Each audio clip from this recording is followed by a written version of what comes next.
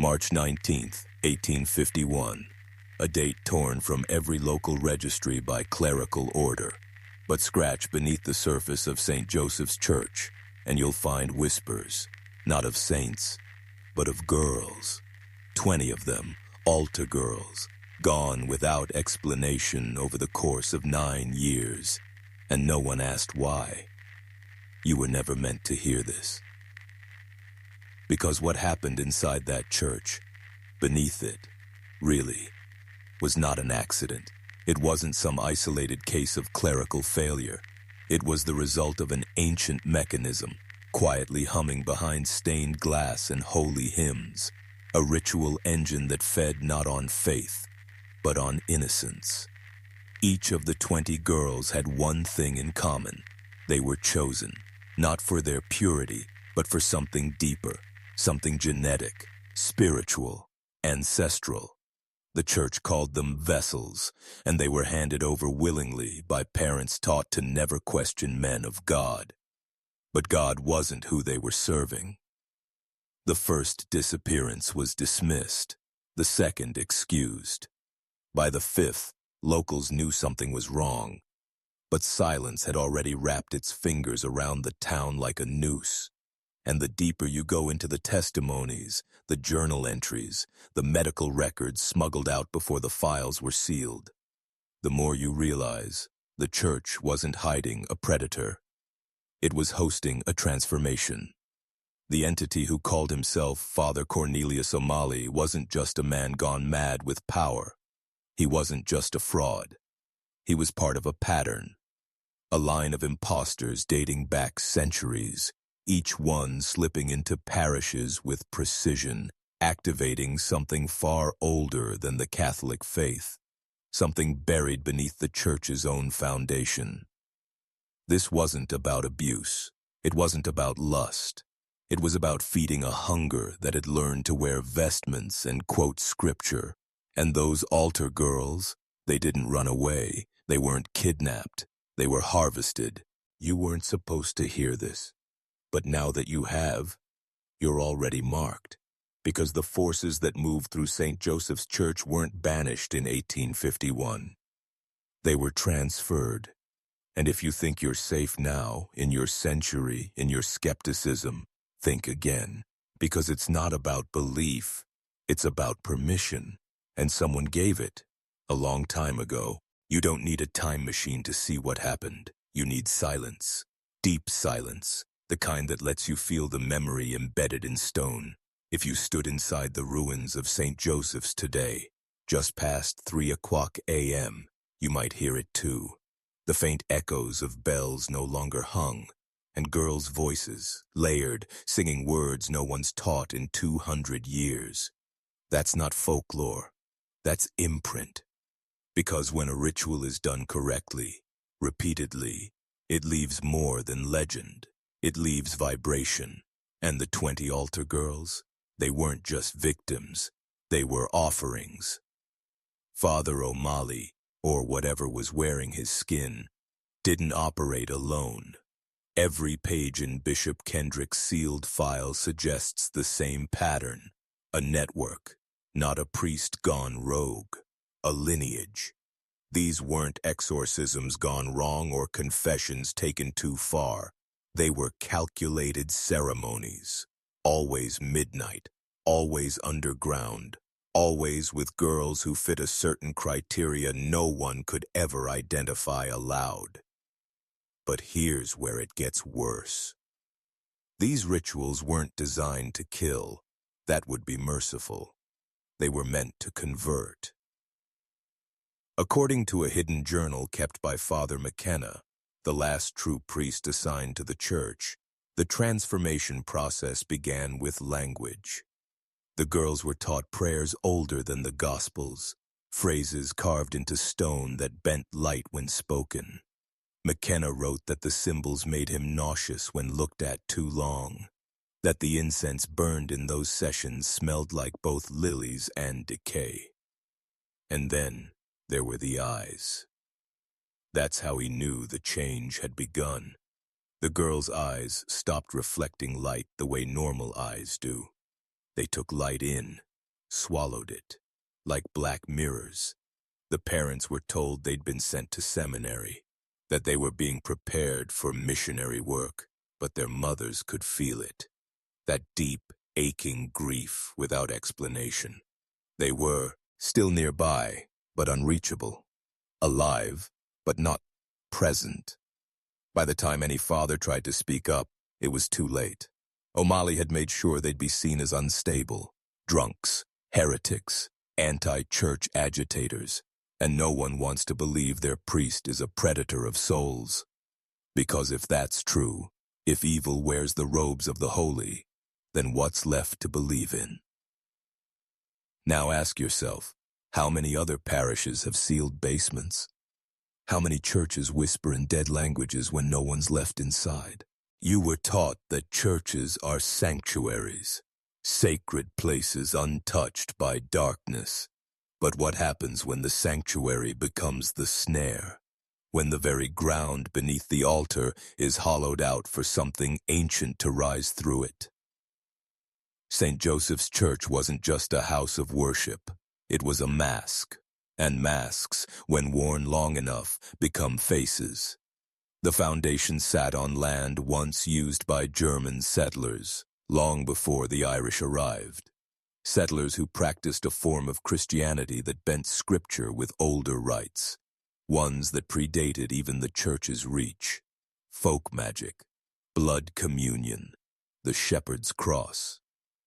Father McKenna, the priest who kept his silence until the night he died, once warned that the land wasn't clean. He'd seen it before. How consecrated ground could be reversed. His final journal entry didn't plead for salvation. It begged forgiveness. There is something ancient stirring beneath our sacred ground. Something that has been waiting for the right hand to awaken it.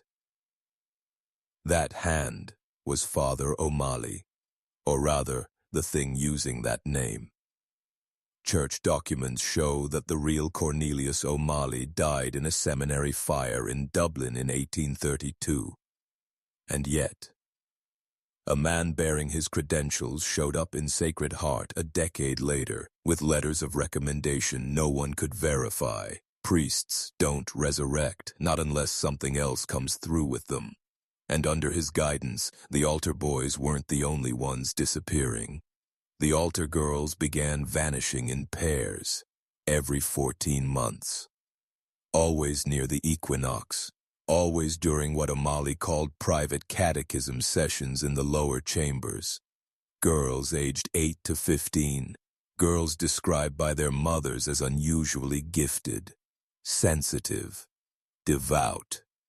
None were ever seen again. But the horror wasn't in their absence. It was in the echo. Because a year after each disappearance, parents reported hearing their daughters' voices in the walls of the sanctuary, whispering, singing, sometimes laughing in languages they couldn't recognize. And when they asked the priest, he told them those were angels, that they should be grateful. You see, once the mind accepts holiness as untouchable, it stops seeing what's right in front of it. That's how darkness survives, not by hiding, but by disguising itself as light. And when a community believes it's blessed, it won't know when it's been cursed. By the time the third pair of altar girls vanished, the community had changed. But not outwardly. No screaming protests, no calls to arms, just quiet compliance. Like a spell had been cast over every kitchen table, every confession booth, every pew.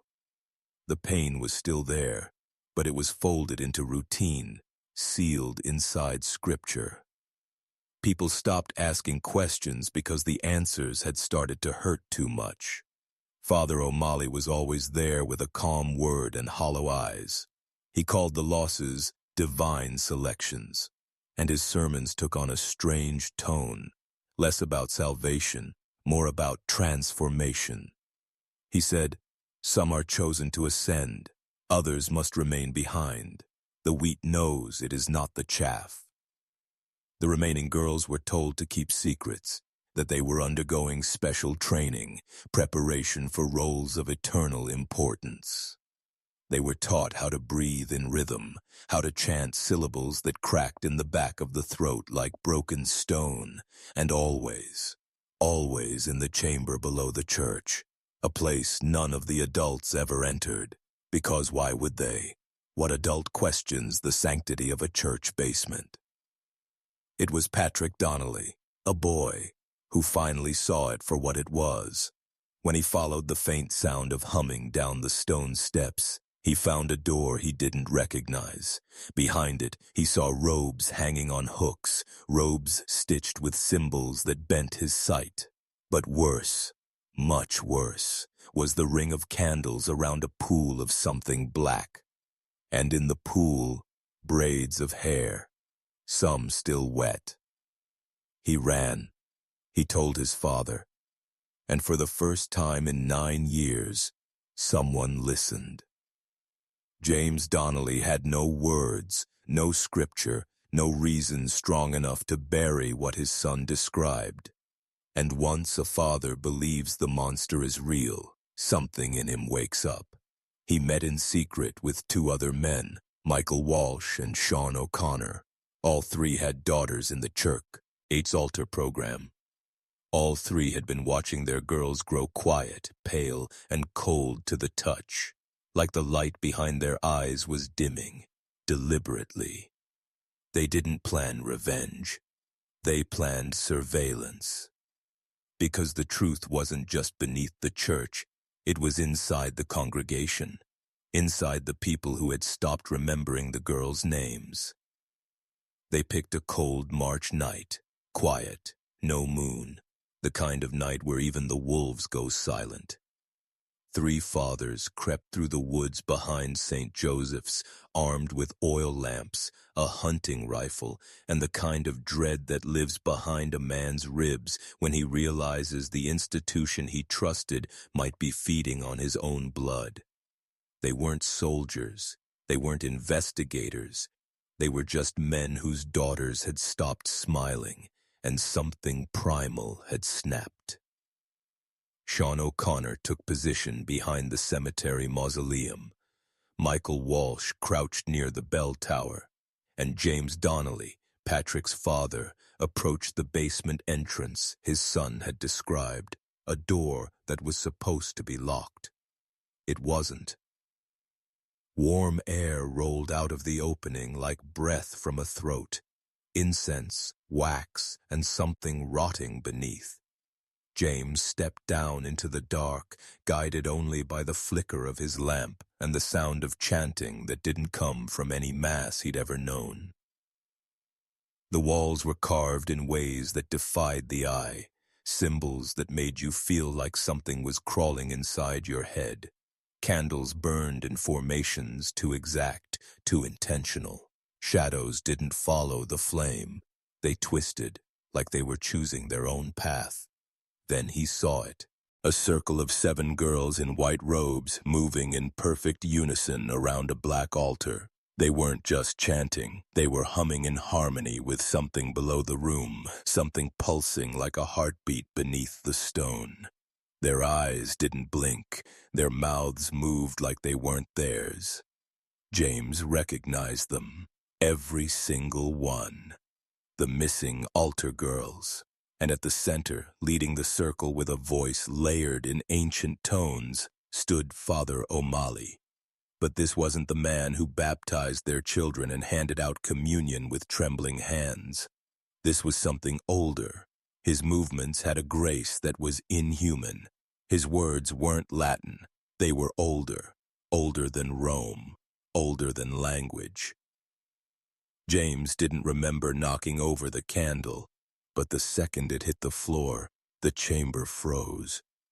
7 heads turned in unison. 7 sets of glowing eyes locked onto his body like prey. Then O'Malley raised his hand and whispered something that wasn't meant for human ears.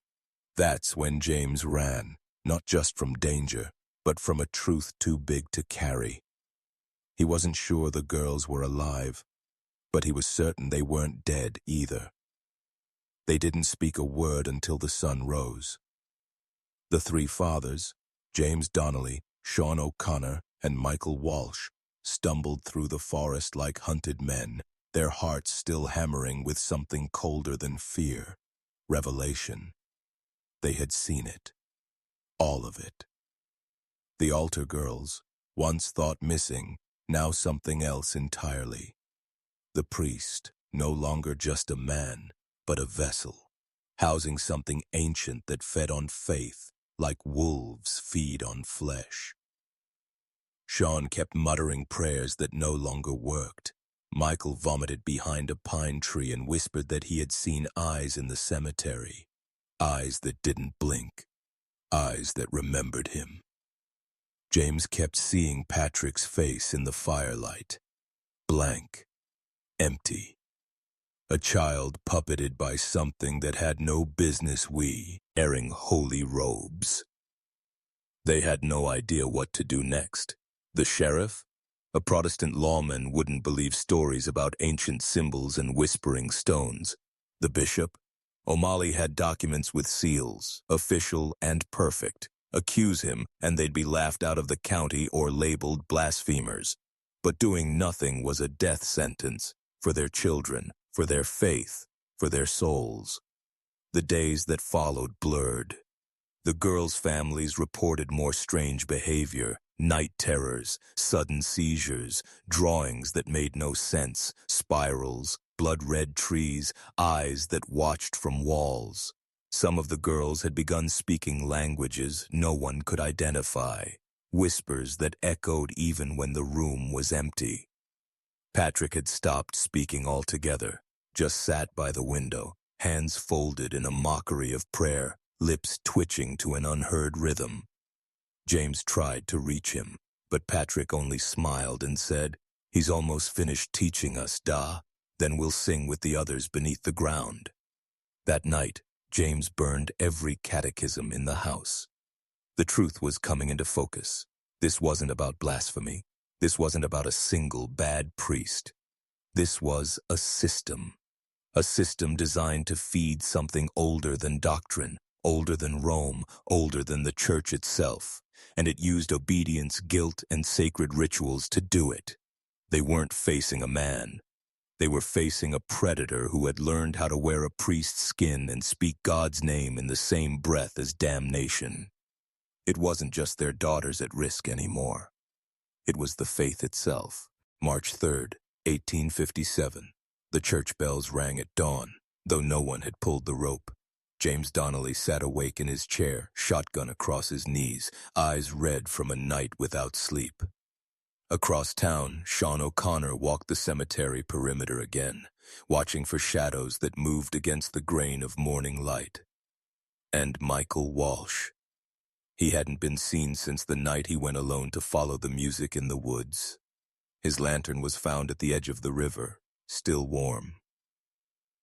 Inside St. Joseph's, the pews were full. But something had shifted. The altar girls no longer looked back at their parents. They moved in perfect harmony, like dancers following choreography too ancient for human memory. Their eyes reflected the candlelight now, like glass, like prey turned predator. And Father O'Malley's voice had changed. It no longer rose. It sank, deep, guttural, layered with echo like a cave with no bottom. He read no scripture.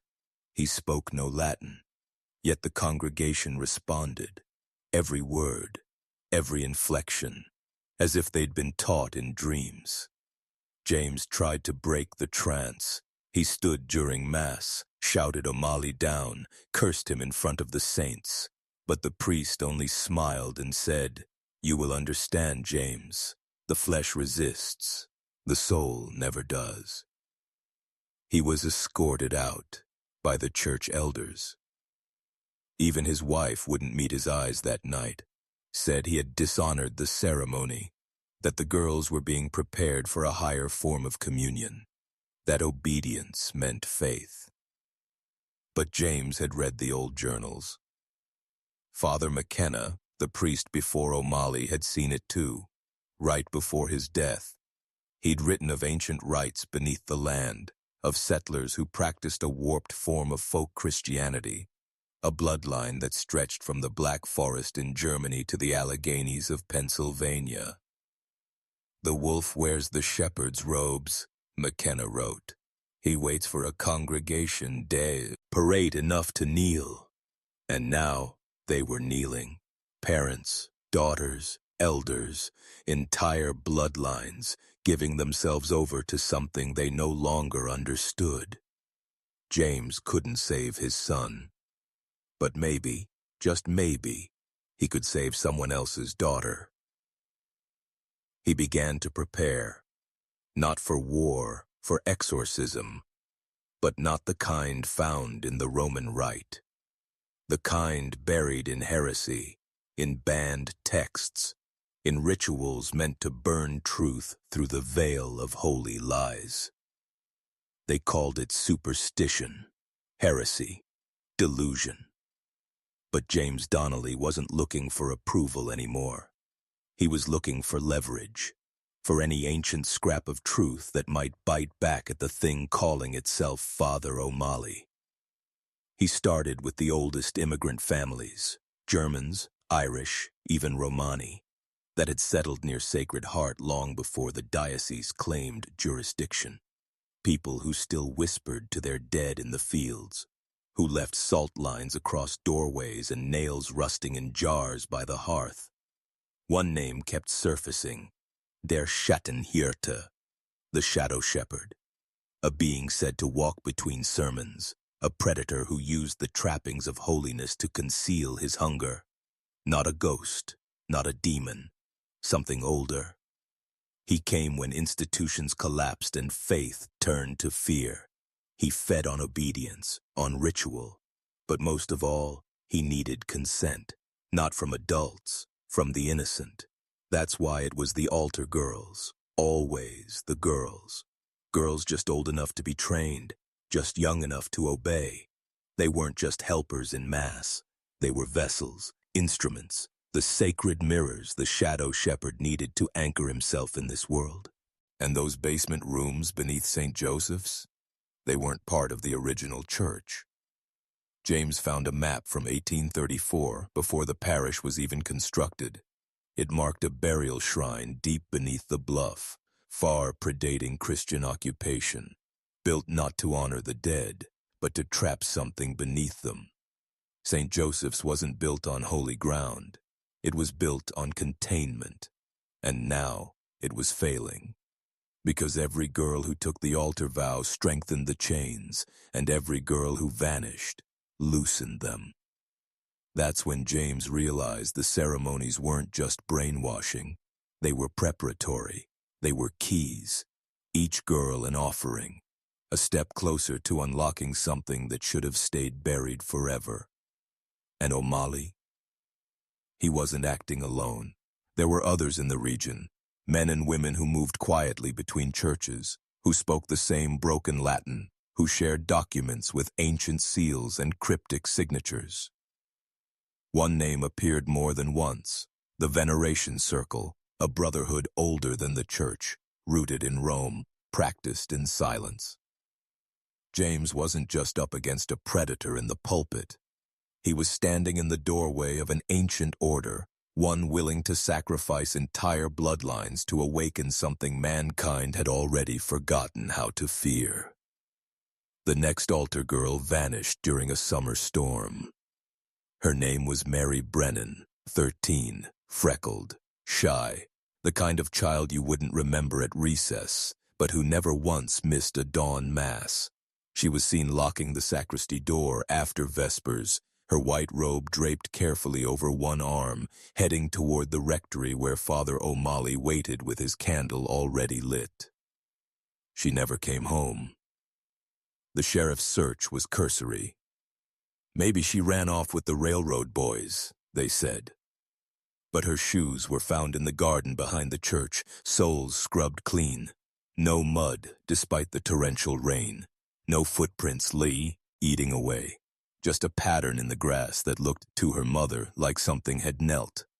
Mary's father wasn't the type to believe in folklore, but he kept waking up in the middle of the night to the sound of bells ringing underwater, faint, hollow, as if calling his daughter from beneath the house. Then the dream started. Mary, naked, blindfolded, kneeling on cold stone, her mouth whispering words she didn't understand. Behind her, a robed figure carved symbols into her back, not deep enough to kill, just enough to mark. The family fled the county within days, left their livestock in the barn, left supper still warm on the stove. They never filed a formal report. But James Donnelly took notice. He began creating a map, not just of the altar girls, but of the dates. Each disappearance aligned with a feast day, but not Catholic feast days. These were older, pagan, cross-quarter festivals: Samhain, Imbolc, Beltane, Lughnasadh. Days when the veil thinned, when offerings were expected. And then came the realization that cracked his spirit open. The missing girls weren't missing at all. They were harvested, not killed, not buried, transformed. Father O'Malley called it true communion, a reversal of the sacred meal, not bread becoming flesh, but flesh becoming something else entirely. The girls were changed into vessels, containers, or perhaps antennas. Through them, he reached something deeper, something buried under St. Joseph's that needed the innocence of youth to anchor itself in our world. He wasn't feeding on them. He was building a host. And one by one, with every chant, with every vow spoken in obedience, they were waking it. The real question was never, where did they go? It was always, what did they become? Patrick Donnelly finally told his father the truth the night the fourth bell rang out. He didn't plan to. It came out in pieces, trembling, vomited between sobs, while James held his son's shivering body by the hearth. Patrick was 17 by then, nearly a man but hollow-eyed and always watching corners that others couldn't see. He didn't speak much anymore. But that night, something snapped loose. "They're not gone," he whispered. "The girls, I've seen them. Down there." James's blood went cold. Patrick spoke of chambers beneath the rectory, rooms carved from living stone that smelled of roses and old blood. Girls in white robes lined the walls, standing perfectly still, eyes open but unseeing, lips moving in languages that had no vowels. And in the center of it all, O'Malley, hands raised, robes soaked in something blacker than ink, reciting prayers no bishop ever taught. He called them his choir. They weren't dead, not quite, but they weren't alive either, not the way people should be. Patrick described a ritual called the Deep Binding, a rite he'd been prepared for since he was 12, one that required purity, obedience, and something else he wouldn't name. "He says I'm almost ready," Patrick told his father, "but I won't let him finish me." James didn't sleep that night. He sat in the kitchen with a lantern, Patrick's words echoing like screams behind his ribs. He remembered the stuttering boys, the vacant girls, the smell of rot that sometimes drifted from the church floorboards. He remembered Father McKenna's last journal entry, and he realized the unthinkable. This had happened before, and they had all let it. Because it wore vestments, because it held communion wafers and spoke in Latin, because it told them to trust God, and they obeyed without question. James made a decision that night, not as a Catholic, not as a man of faith, as a father. He began gathering Tatid, he others, quietly. 3 men who had lost daughters, one whose niece vanished after a confession, and Patrick, whose shaking voice had pierced the veil of silence that wrapped around the church like burial linen. They would break into the basement, they would see what O'Malley was doing, and if they didn't stop it, then the altar girls would not be the last. If you're still here, type "they weren't lost, they were taken" in the comments, twice, to remember and to awaken. They waited until the night of the blood moon. It felt symbolic, appropriate even. The sky was red like meat, and the air held that strange electricity that comes before something terrible. James Donnelly stood outside St. Joseph's with 3 other men, none of them speaking. They all held lanterns. One carried a revolver he swore he'd never used, but tonight felt like war. And war was the only word that fit. The basement door was supposed to be locked. It wasn't. It hung open by a thread, as if daring someone to finally cross that line. The air pouring out from below was warm and wet, heavy with incense and something that smelled like old fruit and burned teeth. They went down. Patrick had drawn them a map, shaky, childlike lines marking rooms that should not exist. The stairs grew steeper as they descended, carved directly into stone. These weren't modern basements. They were tunnels, tombs. Some bore marks that looked older than the church itself, symbols that seemed to twist under the lamplight, as if ashamed to be seen. The first chamber was empty, save for 7 white robes hung like skin along the wall. The men didn't speak. They simply moved on. The second room held stone pews and bones, tiny, perfect finger bones stacked in bowls like communion wafers, a child's shoe, a rosary made from what looked like teeth. One of the men began to cry, but James silenced him with a glance. They had come too far. And then they heard it, singing, high-pitched, beautiful, impossible. Voices that carried no breath, no breaks, no human imperfection. It came from a corridor behind a black velvet curtain. The men stepped through. What they saw would not just haunt them, it would shatter them. 20 altar girls stood in a circle around a black stone altar, eyes open, lips moving in unison, each one glowing faintly beneath the skin, as if lit from within by something that didn't belong in this world. Their faces were peaceful, but blank, like statues caught in prayer. And behind them, Father O'Malley. He didn't flinch, didn't scream, didn't run. He simply smiled. "I told you," he said, voice echoing on all sides. "They're not missing. They've been chosen." And then the girls began to turn. Not like people. Like instruments being tuned by an invisible hand. And the door behind the men slammed shut. The moment the door slammed, every instinct they'd ever trusted, fight, flight, faith, collapsed under something ancient, something hungrier. The girls didn't walk. They glided.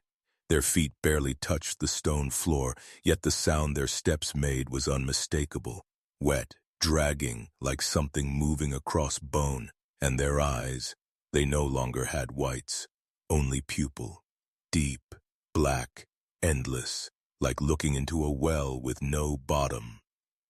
James Donnelly's lantern flickered violently as one of the girls stepped forward. It was Anna Morrigan, 10 years old. She'd vanished 3 winters ago while walking home from confession. She looked directly at him now and spoke, not in her voice, but in a layered chorus of tones. "You broke the covenant." Behind her, the other girls chanted in perfect rhythm. Their mouths didn't quite match the words. Their necks jerked, their heads cocked unnaturally with every syllable, as if something else was speaking through them, and the body was only just managing to keep up. Then Father O'Malley stepped forward, but it wasn't him anymore, not really. His eyes had gone dark, not just shadowed but luminous in reverse, radiating a consuming absence. His hands moved through the air like he was conducting a choir only he could hear, and as he moved, the girls moved too, bending backwards, arms outstretched, mouths wide open like broken dolls. "We fed them fear," he said, groomed their hunger, poured faith into empty vessels until the soul had no room left. James couldn't move. He could barely breathe. Behind him, Sean dropped to his knees, whispering the Lord's Prayer over and over, only he wasn't speaking English anymore. Latin, then Greek, then something no man had taught him, his voice rising in pitch, cracking like glass under pressure. O'Malley turned his attention to Michael Walsh. "You watched your son lose himself and said nothing. You let silence be your shield. But silence is a powerful right." Walsh screamed and fired the revolver. The bullet never landed. It turned to ash mid-air, as if the very air rejected it. "I warned you," O'Malley said calmly. "You've stumbled into a ritual too vast for your minds to contain." And with that, the stone altar began to glow. Veins of red light pulsed through it, synchronized with the girls' chanting, and from somewhere beneath it, something began to stir. The ground trembled, not violently, but rhythmically, like breath or birth. One of the men whispered, "What is that?" O'Malley grinned, his teeth too sharp now to be human. "It is the hunger," he whispered, "and tonight it wakes. There are thresholds in human perception, moments when the mind, confronted with the impossible, decides to break, or worse, adapt." As the altar pulsed with blood-red light, the girls began to rise, levitating slowly, their limbs stiff, their mouths frozen in eternal chant. One by one, they hovered above the black stone, suspended by forces older than gravity, their hair floating like they were underwater, or somewhere between life and something else. James Donnelly could feel it now, not just fear, but gravity, a downward pull from beneath the church, as if some ancient maw had opened beneath their feet and was dragging them into history's forgotten underbelly, a place where the sins of men and monsters are not forgiven, but fed. He stumbled backward into Sean, whose eyes had rolled white, his lips trembling with prayer he no longer understood. The room stank of myrrh and blood, iron and lilac, time and rot, a scent the body knew, even if the mind couldn't name it. Something primal, something pre-Christian, something pre-human. Walsh dropped to the floor, clutching his chest. "She's here," he whispered. "My daughter. I hear her, but it's not her voice." The entity that had once called itself Father O'Malley raised both hands. His skin peeled back at the fingertips, revealing not muscle, but script. Words etched into his bones, pulsing with red light. They weren't Latin. They weren't even language. They were intent, inscribed in form. "These children were chosen," he said, "not for punishment, but for permanence. Do you not see it? We are freeing them from the hunger of death. What is trauma compared to eternity?" Then the ground beneath the altar split open. No explosion, no rumble, just silence. And then the sound of breathing. Slow, wet, massive. And then the hand. It wasn't flesh. It wasn't stone. It was both, carved and alive. A hand the size of a man's body, covered in markings that twisted as you looked at them. It reached through the opening and touched the base of the altar. The girls convulsed mid-air. Their eyes rolled back. Their mouths opened wider than any jaw should stretch. And they began to sing. Not chant, not whisper. Sing. A melody that cracked the men's sanity. notes that climbed beyond the scale, piercing the air like light through a prism of pain. James screamed, clamping his hands over his ears. Sean began laughing, then weeping, then both. And over it all, the entity whispered, "They are becoming. You've made it halfway through. If you're still here, you're not just watching, you're changing." Comment this phrase below to seal the circle. The altar is hunger. The altar is home. Comment it twice. Once for who you were, and once for who you'll become. Let's keep going. There are 7 girls left, and one secret still buried. It took only seconds, but time bent under the weight of what came next. The altar cracked, not from pressure, but from something inside pushing outward. Black ichor oozed from its seams like the stone itself was bleeding.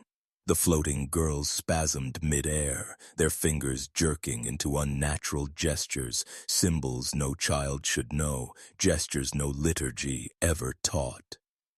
James tried to pull Patrick back, but the boy's eyes were locked forward, unblinking, transfixed by the thing rising through the church floor. It wasn't just a hand anymore. The entity had form, not a body, but suggestion. Like smoke made solid, thought given muscle. Veins of light ran through its shape like lightning trapped inside glass. It towered without standing.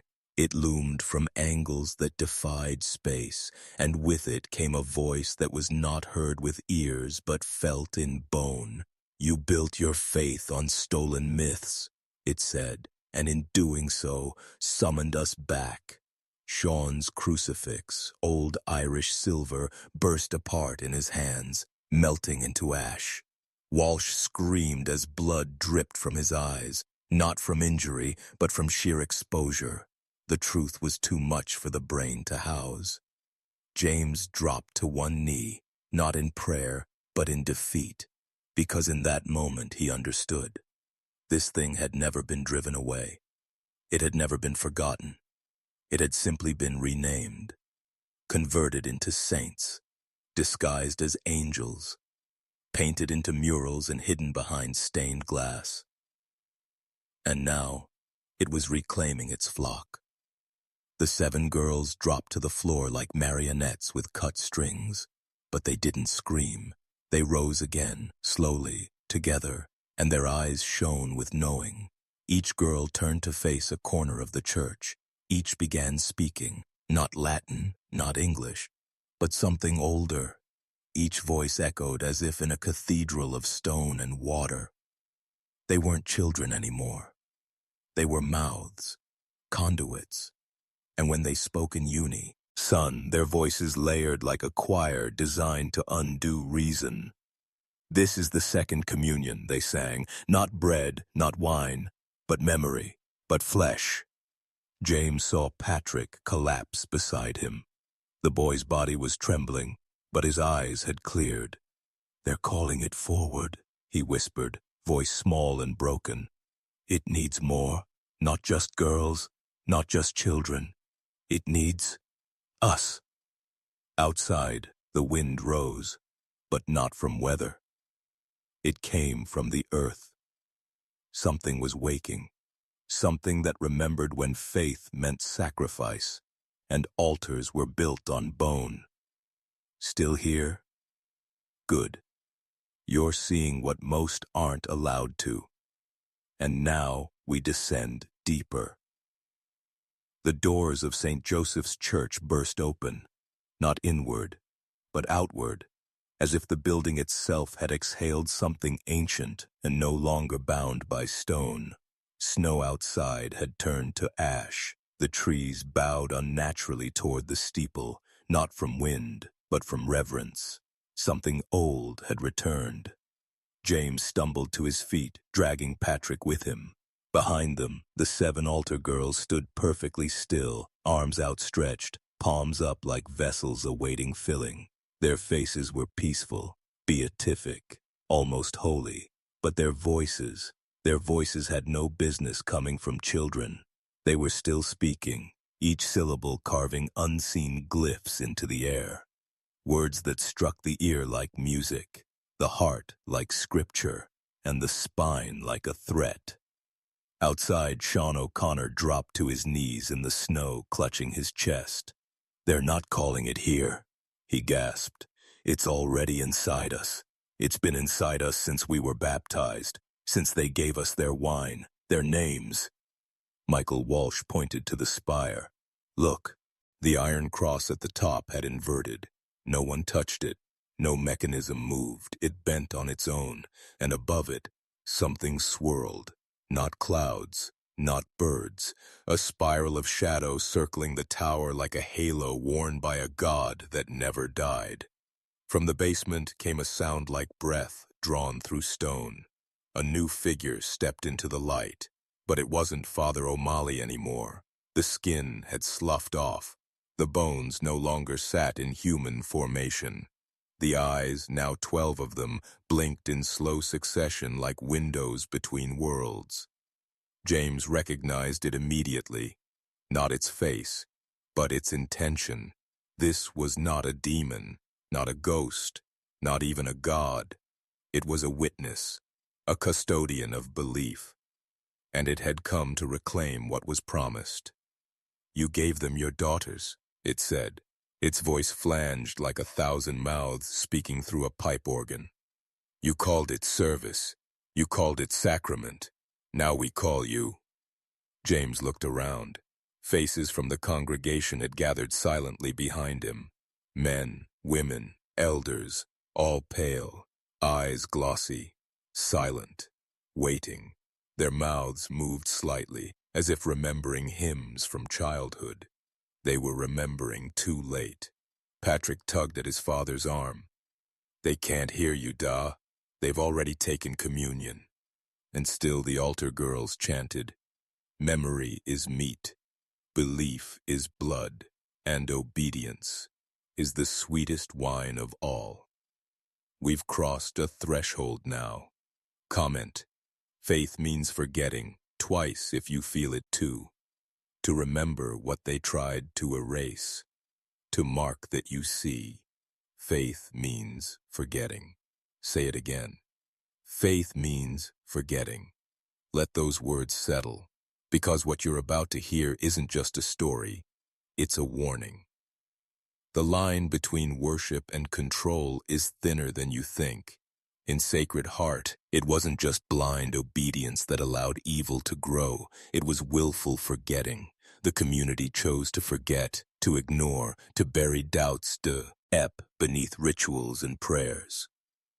Because to question Father O'Malley was to question the very foundation of their lives, their salvation, their sanctuary, their identity. And so, when children began to vanish, when whispers filled the night, the church and its people forgot. They forgot the promises they made to protect innocence. They forgot the eyes that once smiled at them from pews now empty. They forgot that faith without vigilance is a poison that corrodes from within. Behind the stained glass windows, behind the hymns, the nightmare was thriving. The altar girls weren't just victims. They were vessels, transformed, reshaped, broken, and remade into instruments of an ancient hunger. Each disappearance was a ritual sacrifice disguised as divine will. And what of those who survived? Patrick Donnelly, the boy who came back, was marked forever. His mind fractured by the things he saw beneath those cursed stones. His voice haunted by chants not meant for human ears. Timothy Walsh became a ghost among men, his body trembling with the residue of the darkness he escaped. But neither he nor Patrick were free. The corruption had spread deeper into the veins of the town, into the roots of the church itself. Sacred Heart was no longer just a place. It was a prison. And the keys? They were hidden in plain sight, in the sacred texts, in the sanctioned prayers, in the rituals the church refused to question. This is the system they built to protect the predator, a system designed to silence. Now, It's your turn to see what they forced others to forget. Comment. Faith means forgetting again to mark the boundary you cross next.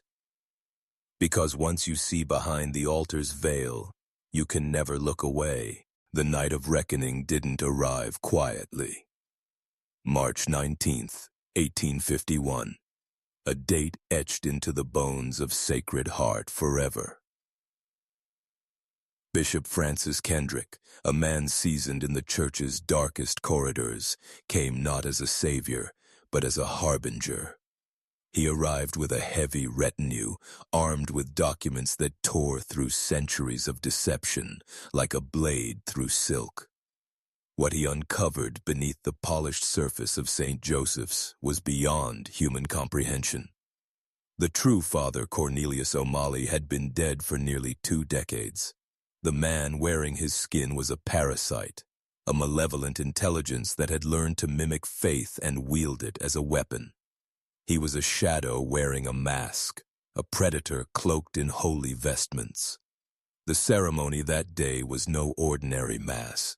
It was a dark symphony of power, a ritual meant to bind the town, the church, and its children to an ancient force far older than Christianity itself. The altar boys, those once innocent children, stood transformed, their bodies moved by a will not their own, their voices layering into a chorus that shattered the fragile illusion of sanctity. When Bishop Kendrick challenged the impostor, the mask cracked. Eyes once blue turned to voids of black ice, voices dropped to unearthly depths, and the form shifted, revealing a creature so alien, so wrong, that it defied all attempts to classify it as anything human. This was no mere demonic possession or heresy. This was an invasion. And the battle that followed was brutal. The false priest's power surged like a tidal wave, threatening to drown all who dared to resist. Yet Kendrick's ritual was older, deeper, a binding crafted not from prayers, but from forbidden knowledge passed down through secret orders. The creature's scream echoed like the death of worlds, shattering glass, shattering faith, shattering silence. When the ritual ended, 7 children collapsed, 5 dead, so broken. Sacred Heart had survived its darkest hour, but the cost, irreparable. The silence after the ritual was not peace. It was the suffocating weight of a truth too heavy to bear. The 5 altar boys who died were buried in unmarked graves, their deaths officially attributed to fever and sickness, a convenient lie to shield the fragile community and the church itself from the abyss it had stared into. But the 2 survivors, Patrick Donnelly and Timothy Walsh, were living testaments to horrors that could never be spoken aloud. Patrick's mind was fractured, haunted by memories he could barely grasp, visions of underground chambers, chanting voices, and a hunger so deep it consumed light itself. Timothy's body bore scars, ritual markings inflicted under the guise of protection. His speech was broken, his hands trembling, his soul forever tethered to the dark rituals he'd endured. Their families scattered, carrying with them a poison that spread beyond Sacred Heart's borders. Whispers of shadowed chapels, lost children, and priests who wore masks continued to ripple through immigrant communities in Pennsylvania and beyond. And the church building itself, once a beacon of faith, was abandoned, then sealed. But the darkness could not be sealed away. Reports came of strange lights flickering in empty windows, shadows moving against logic, and voices calling in dead tongues during the dead of night. The evil had fled, yes, but like a virus, it had left a scar on the land and the people, a wound that would fester for generations. The story of St. Joseph's was not just a tale of vanished children or a corrupted priest. It was a lesson in how faith can be weaponized, how trust can be manipulated by those who wear power like armor, and how sometimes the greatest monsters hide behind the faces we are taught to revere. What happened at St. Joseph's Church wasn't an isolated incident, it was a pattern. Bishop Kendrick's investigation uncovered a horrifying truth. This entity, this creature disguised as Father Cornelius O'Malley, was not bound by geography or time. It moved. It infiltrated. It consumed.